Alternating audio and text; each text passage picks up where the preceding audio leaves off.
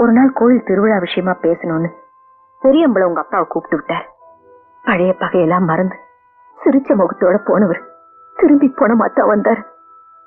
நான் அழுத, துடிச்ச, புரண்ட. எனக்கு ஆறுதல் சொல்லக்கூட யாரும் வரல. உங்க பெரியப்பா உங்க அப்பாவை என்கிட்ட இந்த நிரந்தரமா பிரிச்சது இல்லாம அந்த பழிய ஏன் மேல திரிச்சு விட்டுட்டாரு. ஊரே அவர் பக்கம் நின்று என்னை ஏச ஆரம்பிச்சது. அன்னைக்குதான் நான் முடிவெடுத்தேன்.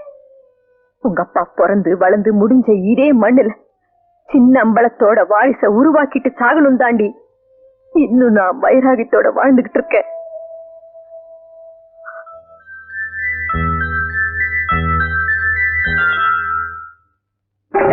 கை தாத்திட்டு ஓடுடா.